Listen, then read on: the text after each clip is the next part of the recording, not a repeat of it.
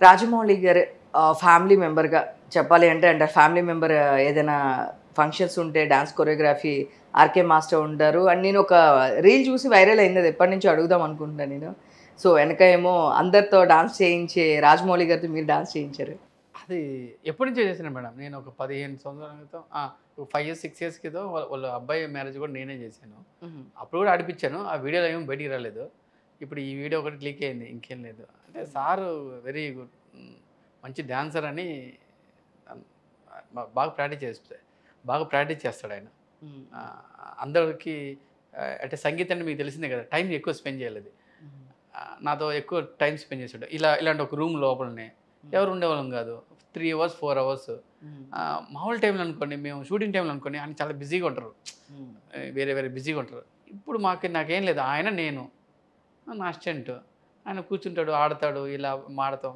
సరదాగా నేను కొంచెం జోకులు వేస్తుంటాను. సరదాగా సార్ కూడా చాలా వింటాడు.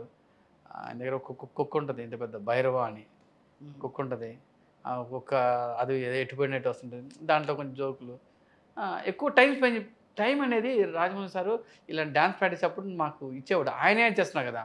ఇప్పుడు వేరే హీరో చేస్తున్నాడంటే ఆయన వచ్చి చూసుకొని వెళ్ళిపోయేవాడు. హ్మ్. ఇప్పుడు ఆయనే చేస్తున్నాడు కాబట్టి మాకు ఎక్కువ టైం స్పెండ్ చేసేవాడు. ఇంట్లో గాని ఇంటికి పిలుస్తాడు. ఇంట్లో ఆయన ఒక్కడే ఉంటాడు. ఆయనకి ప్రాక్టీస్ చేసేటప్పుడు గాని, అప్పుడు నేను అడుగుతుంటాను. ఇలా ఇలా ఇలా సినిమా చేశాను సార్, ఇలా చేశారు ఇది చెప్తుంటాను. కొంచెం మంచి ఒక ర్యాంప్ ఉండేది. అది వీడియో బయటికి రాగానే వైరల్ అయిపోగానే అనిపించింది. అప్పటి వరకు నేను మీలాంటి వాళ్ళకి చెప్తుంటాను. నేను రాజమౌళి సార్ డాన్స్ నేర్పించాను తెలుసా అంటే, "ఆ! తీసి పో తీ. నేర్పించేవాళ్ళే" అంటారు. ఒరేయ్ నిజంరా బాబు అంటే ఎవడు నమ్మేవాడు కాదు. ఆ వీడియో రాగానే నన్ను నమ్మారు. అంతే కదా! రాజమౌళి డాన్స్ నువ్వు నేర్పించావా? నువ్వు నేర్పిస్తావా? అంటే, అవును సార్ నేను రాజమౌళి సార్ ఓకేలే అన్నాడు. వీడేదో ఏదో రీల్ వదులుతున్నాడు అనుకున్నాను. అదే రీల్ బయటకొస్తే తెలిసింది. సో, ఆన్ సెట్ ఏమన్నా మూవీస్‌కి వర్క్ చేసారా రాజమౌళి దానికంటే? మేము 'ఛత్రపతి' నుంచి 'ఛత్రపతి మొగధీర' సినిమా నుంచి మళ్ళీ అన్ని సినిమాలకు వర్క్ చేస్తుంటాం. 'ప్రేమేష్ మాస్టర్' దగ్గర మేము అసిస్టెంట్ చేస్తుంటాం కదా! డాన్సర్ ఉన్నప్పుడు. హ్మ్. ఆయన దగ్గర వర్క్ చేస్తుంటాం. సార్ కూడా వెరీ నైస్ అంటే మంచి రుద్దుతాడు. చేప రుద్దినట్టు రుద్దేసి అంటే అనిపిస్తది అమ్మో! అనిపిస్తది. స్టేజ్ మీద ఎక్కే ముందు కూడా వెనకాల స్టేజ్ వెనకాల ప్రాక్టీస్ చేస్తుంటాడు. అదేదో పెద్ద డాన్స్ కాంపిటీషన్ లాగా.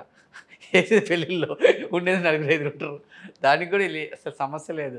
వెనకాల రుద్ది అక్కడ వేసి అక్కడ పెర్ఫార్మ్ చేస్తాడాయన. ఆయన దగ్గర నేర్చుకోవడం చాలా ఉంటది మేడం. అంటే హ్మ్. అంత ప్యాషన్‌గా ఇప్పుడు ఇంటర్వ్యూకి వస్తున్నామంటే ఈ మైక్‌లు, గీక్‌లని ఆయన 1 అవర్ బిఫోర్ వచ్చి సెట్ చేసుకుంటాడు. కెమెరా, ఈ లైట్లు ఎలా కూర్చోవాలి, ఈ సోఫాలు ఎలా ఉన్నాయి, ఇవన్నీ ఆయన సెట్ చేస్తాడాయన. అంత పర్ఫెక్షన్ ఆయన. షో స్టార్ట్ అవ్వకముందు 2 అవర్స్ బిఫోరే వస్తాడు. వేరే వాళ్ళైతే గెస్ట్‌లాగా వచ్చేవాడు. ఆయన వచ్చి ఆ కింద టేప్ ఏస్తాడు. అరె! ఏం టేప్ ఏసావు? వైట్ టేప్ ఎలా కనిపిస్తది? రెడ్ టేప్ ఎయండి. ఆ టేపుని ఇలా చించొద్దు దాన్ని. ఇలా మెల్లగా కట్ చేసి అలా తిప్పించాలి. ప్లస్ అని.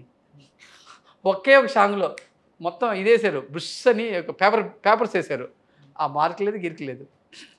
నేను చూసా. ఇంత కష్టపడి అంటే ఆయన పర్ఫెక్షన్ అలా ఉంటది మేడం. జస్ట్ షో చేసేటప్పుడు మైక్ పట్టుకొని ఆర్‌కే నువ్వు అక్కడ పోయి విను అంటే సౌండ్ ఎలా వస్తుంది? హ్మ్. సంగీత్‌లో ఎవరన్నా సౌండ్ చెక్ చేశారా మేడం?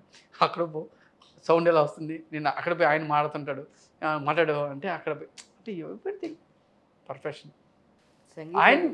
ఆయన చూసి కొన్ని నేర్చుకోవాలి మేడం మనమంతా. హ్మ్. హ్మ్. నేర్చుకున్నా కూడా మనం పాటించం కదా!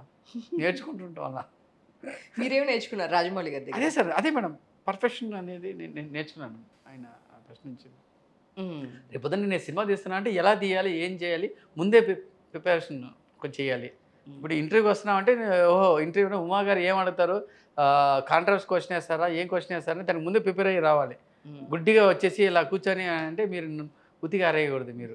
నేను ముందే ప్రిపేర్ అయ్యి రావాలి. అందుకని అవన్నీ కొంచెం